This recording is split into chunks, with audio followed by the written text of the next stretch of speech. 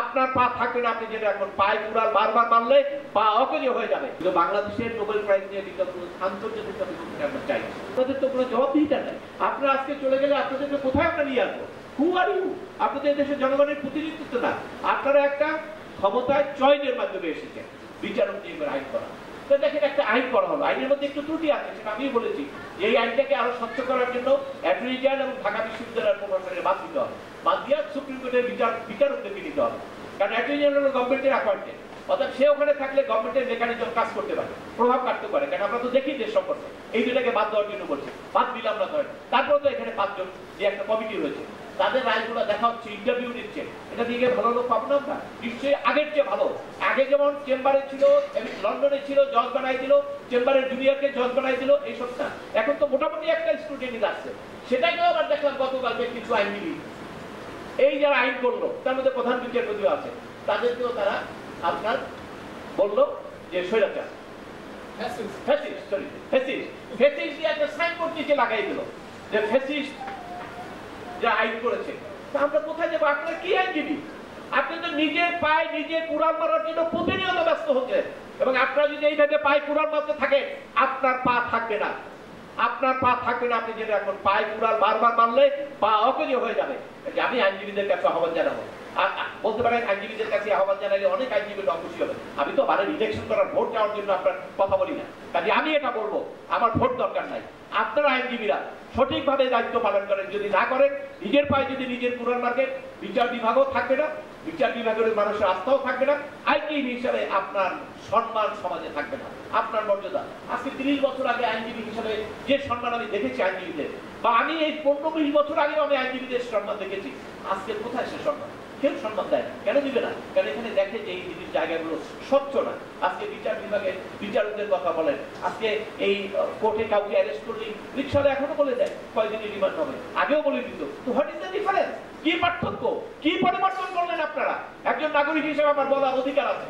এই অধিকারের জন্য আপনি যদি মনে করেন যে আপনি ব্যবস্থা নেবেন, আমার বিরুদ্ধে আপনার আমাকে গুলি করবেন, আমাকে জেলে দিবেন, দেন, কোনো আপত্তি নাই, আমি প্রস্তুত আছি। আমার আর কতদিন আগে আছে বলেন? একটা মানুষ 67 ইয়ার্সে, তার নামের বয়স কত? সুব্রত চৌধুরীর বয়স কত? কতদিন বাঁচবেন তারা? কি করতে চান আপনারা? আমি মনে করি এইখানে এই কথাগুলো এই কারণে বললাম, কারণ এইটা আমার ঘর। এই সুপ্রিম কোর্টের বার অ্যাসোসিয়েশন হলো আমার এইখানে আমি বলবো, আমার এখানে আমি সর্বদা থাকি।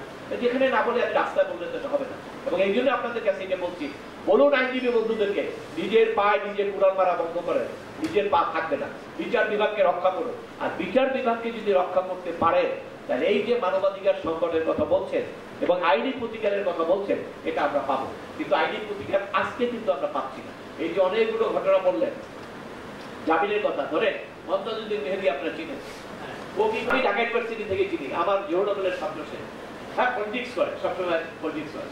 সেই লোকটা একটা মামলায় গ্রেপ্তার হলো। হতেই পারে মামলা হতে পারে, একটু আইনি প্রতিষ্ঠা বলেছেন, মামলা করে পাবলিক, আমি কি করবো? ওকে, মামলা করলেন, গ্রেপ্তার হলেন, নিম্ন আদালত জামিন দিলেন না, এখানে জামিন দিলেন না, সুপ্রিম কোর্ট জামিন দিলেন না, কতদিন তাকে জেলখানে? 7 মাস। এখন কথা বলে দেখেন মমতাজউদ্দিন মেহেদী একটু তাকে একটু নর্মালি কি নাই, একটু মোটামুটি একটু অ্যাবনর্মাল হয়ে গেছে। কারণ একটা আইনজীবী যদি 7 মাস জেলে থাকে, তাহলে তার নর্মাল থাকে, এখন নর্মাল থাকে। এই অবস্থায় এটি যদি হয় বিচার বিভাগের অ্যাকশন, এটি যদি হয় ন্যায় বিচারের ত্রুটি, তাহলে আমরা কি করবো? আমাদের কথা একটাই, সেটা হলো আমরা ন্যায় বিচার চাই, ন্যায় বিচার প্রতিষ্ঠা হোক, আইনের শাসন প্রতিষ্ঠা হোক। আর আইনের শাসন প্রতিষ্ঠা না হলে আপনারা যারা রাষ্ট্র পরিচালনা করছেন, আপনারা মনে করেন না যে আপনারা খুব ভালো থাকবেন, আপনারা খুব শান্তিতে থাকবেন।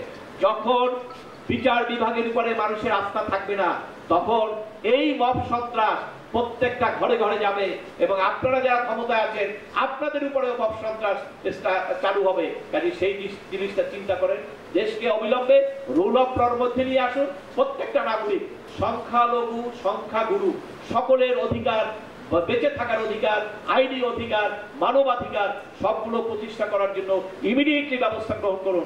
আর যদি আপনারা ব্যবস্থা গ্রহণ করতে না পারেন, ইমিডিয়েটলি ইলেকশন দিন, জনগণের প্রতিনিধিরা এসে দেশ চালাবে। তাদের ব্যর্থ হলে আমরা আদালতে যেতে পারবো। আপনাদের তো কোনো জবাবদিহিতা নাই। আপনারা আজকে চলে গেলে আপনাদেরকে কোথায় আমরা নিয়ে আসবো? হু আর ইউ? আপনাদের দেশের জনগণের প্রতিনিধিত্ব না, আপনারা একটা ক্ষমতায় চয়েনের মাধ্যমে এসেছেন। আর চয়েনের মাধ্যমে এসে ডক্টর ইউনূস সাহেব এখানে আমরা মনে করেছিলাম যে উনি খুব ভালো করবেন, কিন্তু প্রশাসন হিসেবে উনি খুব ভালো করতে পারেন না।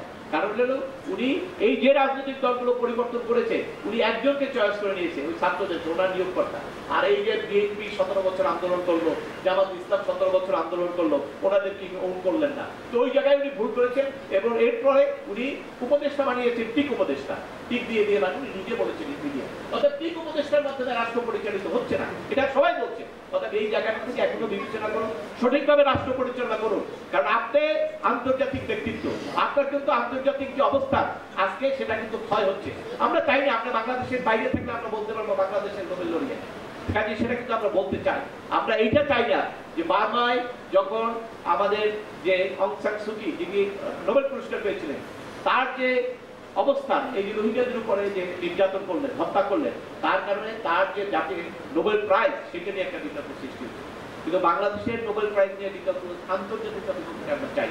এদেশের অনেকে এটা করে, সেটা অন্য ব্যাপার। কিন্তু আপনি যখন বিদেশ থাকবেন, বিদেশে আমরা আপনাকে ইয়ে করবো, ই করবো, আপনাকে দেখবো, তখন আমরা দেখতে চাই যে আপনার বাংলাদেশি হিসেবে আপনার অবস্থান অনেক টপে, যেটা বর্তমানে আছে। কিন্তু এইটা কিন্তু আপনার এই কর্মকাণ্ড যদি এইভাবে চলে, এটা কিন্তু থাকবে না। আপনি সতর্ক হন, আপনি রাষ্ট্র সঠিকভাবে পরিচালনা করুন, রাষ্ট্রকে তার নিয়ম অনুযায়ী, আইনের শাসন অনুযায়ী পরিচালনা করা নিশ্চিত করুন। আর এই বাংলাদেশে ধর্মীয় সংখ্যালঘুদের উপরে যে সমস্ত নির্যাতন নিপীড়ন হচ্ছে, প্রত্যেকটা ক্ষেত্রে আইনি ব্যবস্থা গ্রহণ করুন।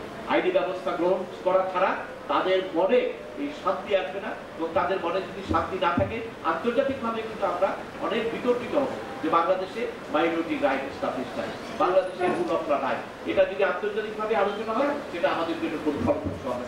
আমি আলোচনা দীর্ঘায়িত করবো না, দুঃখিত, ওনাদের অনেক সময় আমি নিয়ে আমার বক্তব্যের মাধ্যমে কেউ যদি দুঃখ পেয়ে